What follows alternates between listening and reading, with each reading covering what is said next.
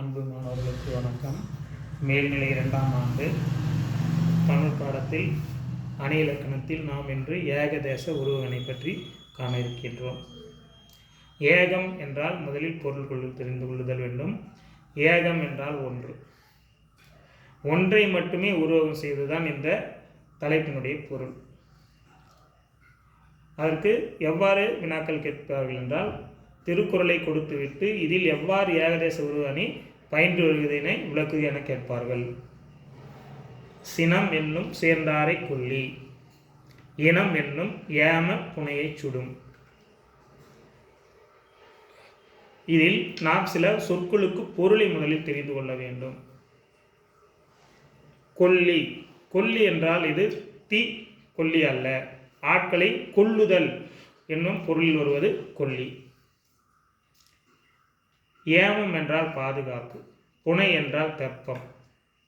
இந்த திருக்குறளுடைய சொற்களுக்கு முதலில் பொருள் தெரிந்து கொண்டு திருக்குறளுடைய பொருளை அறிந்து கொள்ள வேண்டும். சினம் தன்னை சேர்ந்தவரையும் அழிக்கும், அதான் முதல் வரியினுடைய பொருள். சினம் என்னும் சேர்ந்தாரை கொல்லி. அது ஒருவரது சுற்றம் என்னும் பாதுகாப்பு தெப்பத்தையும் சுட்டழிக்கும். இனம், இனம் என்றால் சுற்றம். சுற்றம் அதாவது ஒருவருக்கு சுற்றம் தான் பாதுகாப்பு. அந்த பாதுகாப்பு தெப்பத்தையும் சுடும். சுடும் என்கின்ற இந்த சொல்லில் தான் அது எரிக்கும் என்கின்ற பொருளை தருகிறது.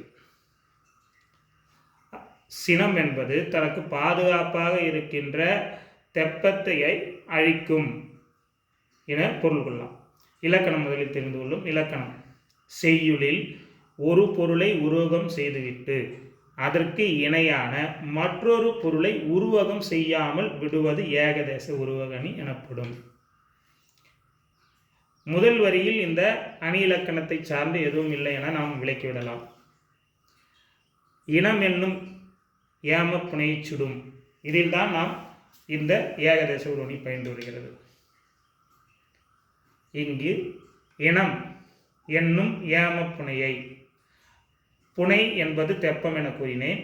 இனம் என்பது சுற்றம். சுற்றத்தை தெப்பத்திற்கு உவமையாக கூறிவிட்டார்.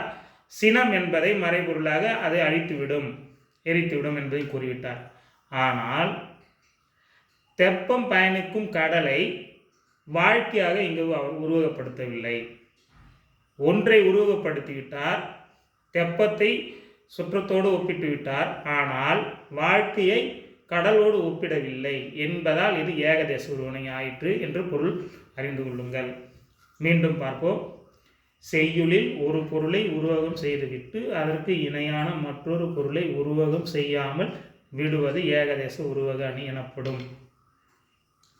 சினத்தை நெருப்பாகவும் இனத்தை தெப்பமாகவும் உருவகம் செய்த வள்ளுவர் உலக வாழ்க்கையை கடலாக உருவகம் செய்யாமல் விட்டுவிட்டதால் ஏகதேச உருவகம் ஆயிற்று.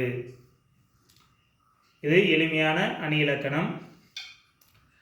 இது நெடுவினாவிலும் கேட்கப்படுகின்ற ஒரு வினாவிற்கு பதிலாக எழுதலாம். ஆகையால் இதை படித்து கொள்ளுங்கள்.